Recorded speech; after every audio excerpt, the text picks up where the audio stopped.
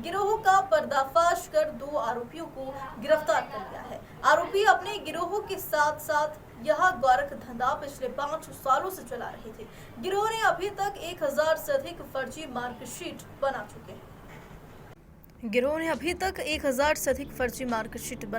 गिरोह BHMS, BAMS, B pharma, BM pharma, D pharma, GNM लैबटेक एवं 10वीं 12वीं की फर्जी मार्कशीट बनाते थे।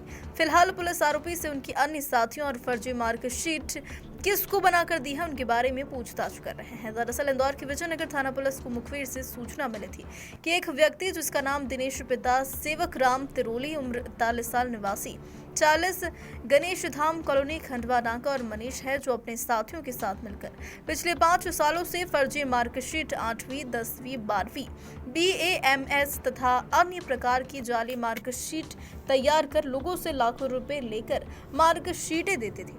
मुखबिर की सूचना पर डीसीपी अभिषेक आनंद द्वारा एक टीम बनाई गई और मुखबिर की बताई जगह गणेश कॉलोनी, खंडवा रोड पर आरोपी दिनेश तिरोली और मनीष के घर पर दबिश देकर उसे गिरफ्तार कर लिया है।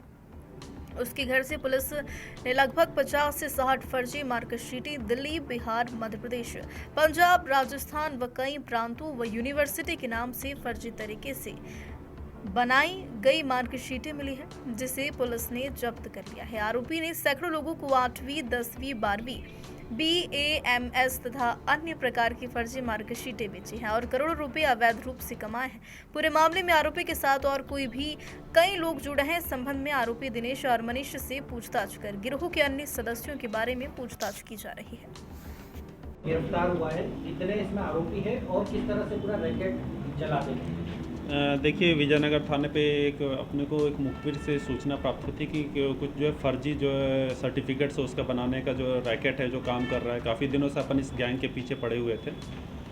इसमें मुख्यतः अभी अपने 2 लोग हैं उनको अपने को जिनकी गिरफ्तारी हुई है। एक है दिनेश पिता सेवक राम, ये इंदौर के रहने वाले हैं। दूसरा मनीष राठौड़ जो कि मुख्यतः जो उज्जैन के रहने वाले हैं, माखड़ौन क्षेत्र के रहने वाले हैं। तो इन दोनों का ये जो मुख्य जिसमें जो इंदौर के निवासी हैं दिनेश, इनका ये काम था कि जो भी 8वीं, 10वीं, 12वीं, इसके अलावा BHMS, B pharma, M pharma, तो इस तरह के सर्टिफिकेट्स बनाने के लिए लोग इनको अप्रोच करते थे। जो भी लोग इनको अप्रोच करते थे, ये इनके विभिन्न जगह पे कॉन्टैक्ट्स थे। उन कॉन्टैक्ट्स के माध्यम से उन यूनिवर्सिटीज़ में ये संपर्क करते थे। कुछ जो है यूनिवर्सिटी एग्जिस्ट ही नहीं करती है, कुछ की जो है अभी भी क्रेडेंशियल जांच में है। तो वहाँ से ये लोग उन वहाँ के लोगों से बात करते थे और उसके बाद फिर ये मार्कशीट बनवाते थे। ये मार्कशीटें दिल्ली, बिहार, मध्य प्रदेश, पंजाब, राजस्थान, कई प्रांतों की यूनिवर्सिटीज़ हैं उनके नाम से बनी हुई है। ये काफ़ी बड़ा गिरोह हो सकता है इसके पीछे काम कर रहा हो। इसमें पुलिस पूरी जो अभी मामला इन्वेस्टिगेशन में इसमें FIR किया गया था विजयनगर थाने पे 420, 467, 468 एंड 471 के IPC के तहत। इसमें भी 2 आरोपी को गिरफ्तार किया गया। बाकी पूरा प्रकरण जो अभी विवेचना में। सर, कितने रुपए में मार्कशीट बनाते थे और डिमांड आती थी वैसे मार्कशीट बनाते थे? जी हाँ, ये इनके जो मार्कशीट बनाने के अलग अलग रेट्स थे। 10वीं 12वीं की मार्कशीट 15-20 हज़ार की, इस तरह के जो है अनौपचारिक जो अभी इनके से पूछताछ हुई है जिसमें बताया उन्होंने। उसी तरह जो फार्मा के जो मार्कशीट्स हैं, ये लाखों रुपए लेकर के उन मार्कशीट्स को बनाया करते थे। तो अलग अलग डिग्री के अलग अलग ये इन्होंने रेट फिक्स कर रखे थे।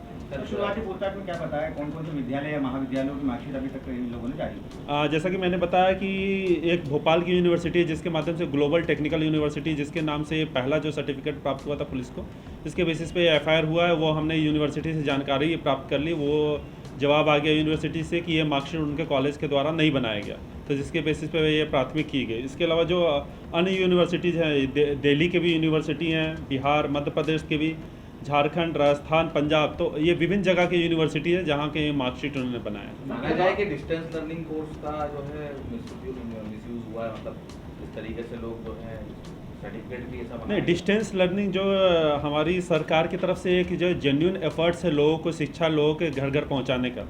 लेकिन ये लोग जो है जो जिन लोगों के सर्टिफिकेट्स बनवाते थे उनका कोई वो एग्ज़ाम नहीं देते थे, उनका कोई रिकॉर्ड नहीं रहता था। वो बैक डेट में, जैसे आज 2023 में 2010 के सर्टिफिकेट्स, 11 के सर्टिफिकेट्स वो बैक डेट में सर्टिफिकेट्स बनवाते थे। उसके अलावा वो नकली सील इनके यहाँ से प्राप्त हुई है। तो ये पूरा जो है ये मतलब कि ये अवैध कार्य है जो ये कर रहे थे। ऐसे कितने सर्टिफिकेट तक बना दिए? अभी तक इन्होंने 500 से ऊपर के इस तरह के सर्टिफिकेट्स अभी तक बनाए हैं।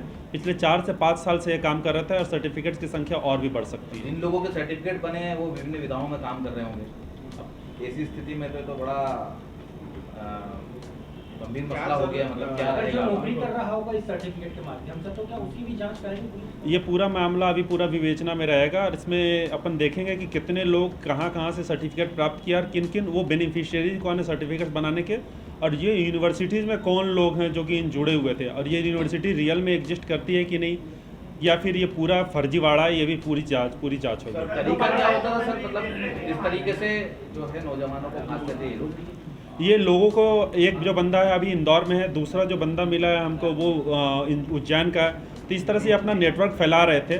जैसे अगर दिल्ली के कॉन्टैक्ट्स हैं किसी से, उससे बात करते थे ये लोग और उससे बोलते थे कि जो किसी व्यक्ति ने अगर उनसे अप्रोच किया सर्टिफिकेट के लिए, 12वीं की या फिर 10वीं की सर्टिफिकेट के लिए, तो अपने कॉन्टैक्ट दिल्ली में उनसे बात करते थे।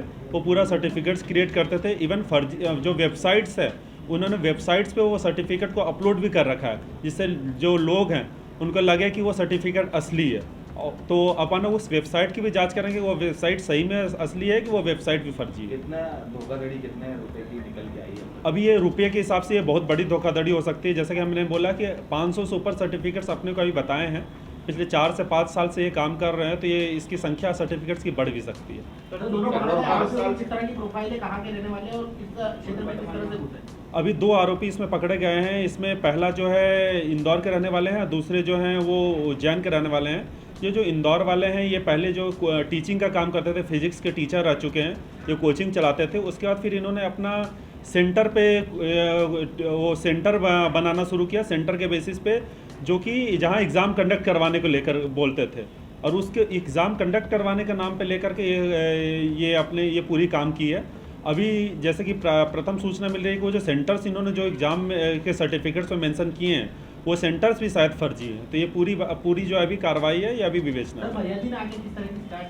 तो जेन्युइन सर्टिफिकेट्स की ज़रूरत थी। जो जेन्युइनली कोई कॉलेज में एडमिशन लेना चाहता था, उसका सर्टिफिकेट प्राप्त करना चाहता था, लेकिन उसको जो है इस तरह से ये झांसा दिया गया कि पढ़ाई करने की ज़रूरत नहीं, हम सीधे सर्टिफिकेट आपको दिलवा देंगे। और उसको सर्टिफिकेट का एक सैंपल भी दिया गया था, जिसके बाद से उसको लगा कि ये पूरा उसके साथ धोखाधड़ी हो रही है, उसके साथ गलत चीज़ का झांसा दिया जा रहा है। उसके बाद उसने अपने को पूरी बात बताई। उसके बाद फिर पूरी कार्रवाई हुई। कीमत क्या होती है? जैसा कि मैंने बताया कि अलग अलग सर्टिफिकेट्स के लिए अलग अलग रेट लेते थे। अगर 12वीं के सर्टिफिकेट से 10वीं के सर्टिफिकेट 15-20 हज़ार 25 हज़ार इस तरह के रेट लेते थे। अगर M फार्मा B फार्मा के सर्टिफिकेट से तो उनका लाखों में कीमत रहती थी। पिछले 5 सालों से लगातार ये फर्जी तरीके से मार्कशीट बनाने का काम कर रहे थे, और इस बात से भी इनकार नहीं किया जा सकता कि कई ऐसे युवा होंगे जो सरकारी विभागों में भी कार्यरत होंगे या फिर प्राइवेट सेक्टर में भी नौकरी कर रहे होंगे। अब ये पूरी तरीके से उनका भविष्य दांव पर ही है, और ये इन्होंने इस तरीके से फर्जी तरीके से मार्कशीट बनाई है। किस तरीके से इन्वेस्टिगेट आगे करेंगे, क्योंकि फ्रॉड तो हुआ है और बहुत बड़े स्तर पर हुआ है। देखिए, इसमें जो है अपन कोई भी चीज़ को रूल आउट नहीं कर रहे हैं। जो लोगों ने सर्टिफिकेट प्राप्त किया, अपन ये इस चीज़ को देखेंगे कि क्या वो विक्टिम है कि क्या आरोपी है। अगर कोई जेन्युइन बंदा जो है वो सर्टिफिकेट चाहता था और उसको विश्वास में लेकर के धोखा दिया गया, तब उसके साथ फर्जीवाड़ा हुआ, तो इस केस में वो आरोपी नहीं बनेगा। लेकिन अगर कोई इनके साथ सहयोगी था जो पूरा सर्टिफिकेट प्राप्त करने में और फिर अन्य लोगों का सर्टिफिकेट दिलवाने में उनका सहयोगी था, तो वो भी आरोपी बनेगा। ये पूरा मामला भी इन्वेस्टिगेशन में रहेगा।